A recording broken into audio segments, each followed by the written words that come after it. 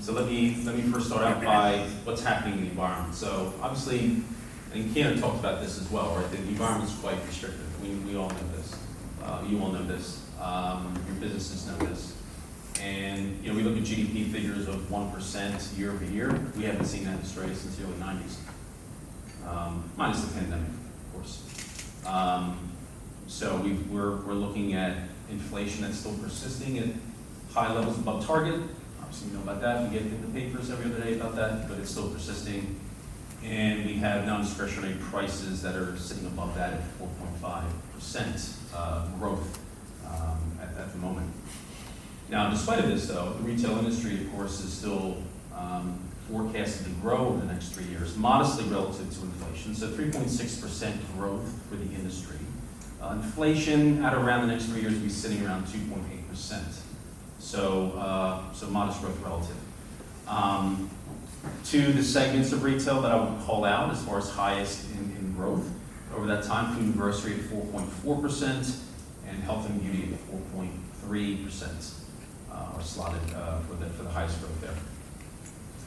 So price sensitivity is going to be quite important. Price sensitivity is going to dictate a lot of consumer behavior and loyalty. That's why loyalty is a focus. And we'll get into that. But retailers know that there's other factors for differentiation and know that what's on their minds. So 58% of retailers say that customer experience is strategically important, again, other than price sensitivity. 58%. And if you break that down further, it's things like product information, it's things like the other thing that features is online delivery speed and also online delivery options. If those three things in particular really feature right now. Talked about loyalty. 17% of retailers believe that loyalty is strategically important. So, how do you get people in special offers and promotions and schemes in the store, online? Those things are going to be important as well. Then also one of the themes of this conference is convergence. And obviously a bit of this talk. And when you look at physical store presence, 84% of retailers over the next 3 to 5 years say they will have some sort of physical store presence. So they realize, of course, that consumers, they want to see, they want to experience, they want to test. And even doing simple things like click and collect is not only give them more flexibility when you get something into a store, they're 30 to 40% of the time they are going to buy something else. So it's a great way to increase sales per transaction, sales per customer. Now, there's always spots for growth. And some of the spots for growth, Kian also highlighted as well. And I'm definitely going to double down on that. So the first one is online sales. So online, it's been growing for years, and it's not growing as much, or forecasted to grow as much, I should say, over the next 3 years as it was. But it's still growing at 7.4%. That's still over double the market growth for retail. So it's still an area, even with the competition there, it's still an area for growth.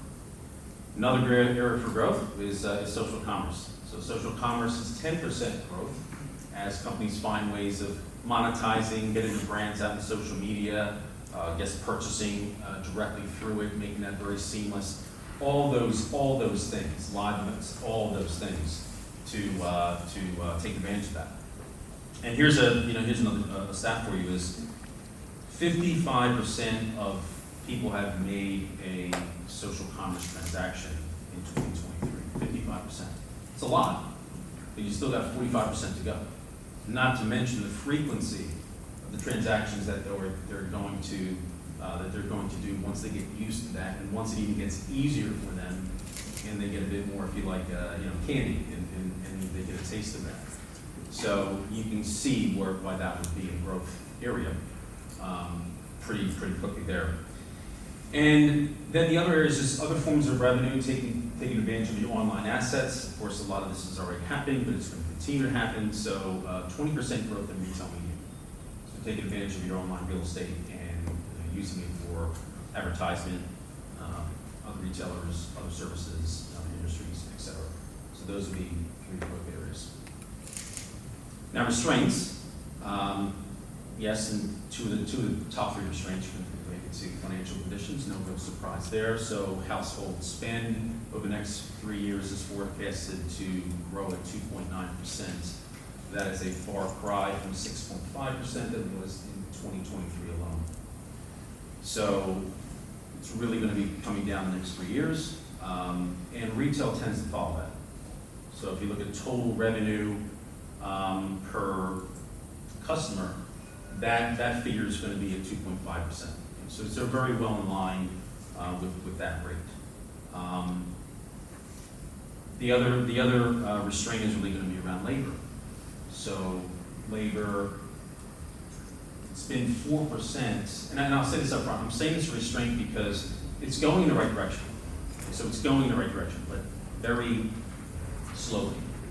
So it's been 4% wage growth increase 2 years back, 4% last year, 3.7 this year, you get the idea.